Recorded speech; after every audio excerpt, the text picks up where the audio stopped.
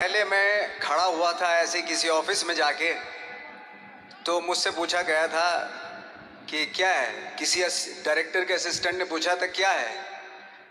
मैंने कहा एक्टर हैं। बोले दिखने से तो लगते नहीं हो एक्टर हो। तो क्या होता था कि इंडस्ट्री में हमेशा ये चलन था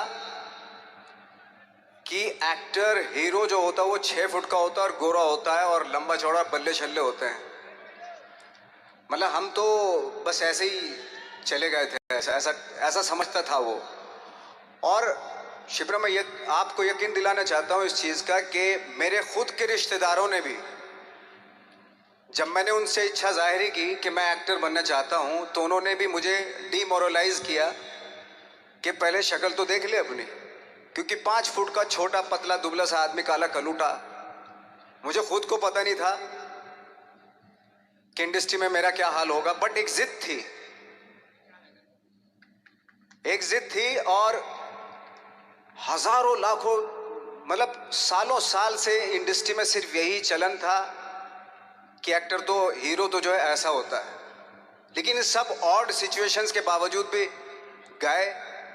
लेकिन एक चीज मेरे दिमाग में थी कि जो सब कर रहे हैं वो नहीं करना है, तो अलग क्या करूं, अलग क्या होना चाहिए। उसके लिए ट्रेनिंग की जरूरत थी, जो मैंने नेशनल स्कूल ऑफ ड्रामा में आके ट्रेनिंग ली। 3 साल मैंने एक्टिंग की पढ़ाई की वहाँ पे, और अपनी एक क्राफ्ट के बारे में समझा कि एक्चुअली इस पर्सनैलिटी में अगर मैं लोगों को इम्प्रेस करना चाहता हूँ, उसके लिए एजुकेशन की बहुत ज़रूरत है। या जो भी आप काम कर रहे हो उसमें क्राफ्ट, उसका एक्सपर्ट होना बहुत ज़रूरी होता है। ऐसे ही हवा में नहीं कि जैसे पहले होता था, अरे यार तो बहुत खूबसूरत दिखता है, फिल्मों में जाके काम करना शुरू कर दे। ऐसा नहीं, किसी चीज़ को बारीकी से जानना, उसके लिए ट्रेनिंग की, एक्सपर्ट्स की, एक्सपीरियंस की ज़रूरत होती है। तो मैंने ट्रेनिंग ली नेशनल स्कूल ऑफ ड्रामा से, और 2000 में मैं पहुंच गया मुंबई। मुंबई पहुंचने के बाद जब हम किसी ऑफिस में जाते थे,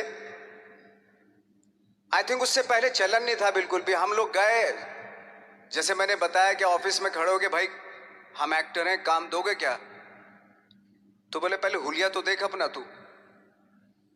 तो ये हर बार सुनने के लिए मिलता था, और वो बात भी सही थी, क्योंकि उससे पहले कभी कोई आपने देखा नहीं होगा कोई इतना बड़ा, कोई इतनी सी पर्सनैलिटी का 5 फुट 6 इंच का आदमी, पतला दुबला सा मरियल सा, कि कभी ये इस तरह के लोग एक्टर भी बन सकते हैं, हीरो भी बन सकते हैं, स्टार भी बन सकते हैं। ऐसा चलन था ही नहीं। मैं कॉन्फिडेंट था बिकॉज ऑफ माई ट्रेनिंग। मैंने ट्रेनिंग ली थी और अपनी क्राफ्ट के बारे में बहुत अच्छे से जानता था मैं, और उस चीज का सिर्फ कॉन्फिडेंस था मुझे कि आज नहीं तो कल, कल नहीं तो परसों, या 10 साल या 20 साल या 30 साल, 30 साल के बाद नंबर जरूर आएगा मेरा।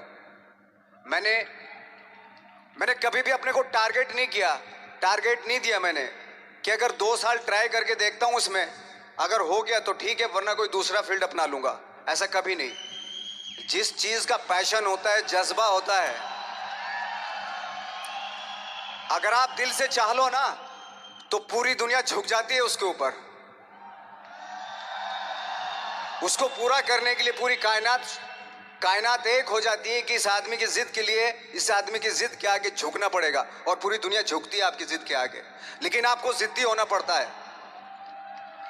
आपको बहुत सारे सेक्रीफाइस भी करने पड़ते हैं, क्योंकि ये आपने चाहा है। परीक्षा देनी पड़ती है आपको, जितना बड़ा इम्तिहान होगा उतनी बड़ी परीक्षा भी देनी पड़ेगी। आसान काम नहीं है। छोटे छोटे टारगेट बनाएंगे तो छोटों में निपटारा हो जाएगा। हमेशा अपने आप को टारगेट बढ़ा दो। तो उसके लिए हमेशा अपने आप को अनकंफर्ट जोन में डालो, कि जो इम्पॉसिबल है उसको पॉसिबल करने की शिद्दत, पैशन आपके अंदर होना चाहिए, वो हो जाता है। आज जो दुनिया में इतने सारे एक्सपेरिमेंट हुए हैं, ये सिर्फ इसी बिना पे हुए हैं, पागलपन के जरिए ही हुए हैं ये सारे एक्सपेरिमेंट।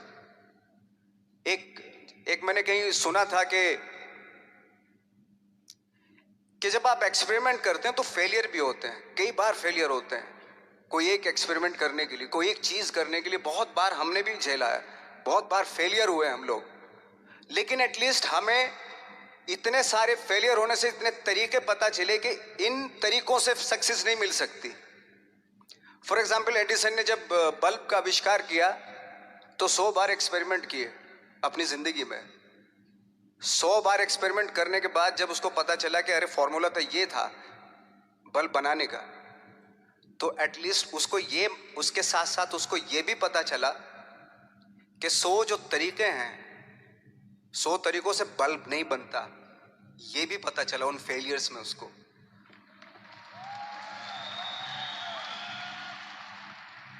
जब हम लोग मुंबई आए तो हमें मालूम था हमारे पास पर्सनैलिटी नहीं है, हमारे पास बैक नहीं है, या हमारे फादर दादा परदादा तो फिल्म इंडस्ट्री में है नहीं, हम ही हैं, तो हमें क्या करना चाहिए। इसलिए लोगों के बीच में घुसे रहते थे, आम लोगों के बीच में घुसे रहते थे, उनका एक्सपीरियंस सुनते थे, उनको ऑब्जर्व करते थे। तो आई थिंक मेरे पास 15 साल तक, 10-12 साल तक कोई काम नहीं था। जैसे आपने बताया कि बहुत ही 10-10 सेकंड के रोल करके घर में आके बैठ जाता, पूरे साल खाली बैठे रहते थे हम लोग। लेकिन एक चीज थी कि लोगों के बीच में रहते थे। लोगों के बीच में रहने से ये एहसास हुआ हमें कि तरह तरह के लोग हैं, लेकिन हमारी इंडस्ट्री में सिर्फ एक ही तरह की एक्टिंग होती है। हजारों करोड़ों लोग हैं इस दुनिया में, लेकिन एक्टिंग सिर्फ एक ही तरीके से होती है हमारे यहाँ। तो मुझे लगा यार, ये मैं तो ट्रेन भी हूं, मुझसे अपनी आर्ट भी आती है, और हजारों लोगों को मैं ऑब्जर्व भी कर रहा हूं, तो ये तो सबसे अच्छा सूत्र है। इससे तो मैं बहुत कुछ कर जाऊंगा। तो जब ये सूत्र पता चला मुझे कि अब मैं ये जो हजारों लोगों को मैंने ऑब्जर्व किया है, अब जब भी मुझे कोई रोल मिलेगा उन्हीं में से वो एक इंसान होगा। उसी में वो ठाकरे, बाला साहब ठाकरे होंगे, उसी में मंटो होगा, उसी में गणेश गायतोंडे होगा, उसी में फैजल खान होगा, उसी में माजूमदार साहब होंगे। तो इस तरह के, ये कब हुआ? जब हमने लोगों को ऑब्जर्व करना शुरू किया, लोगों के बीच में रहे।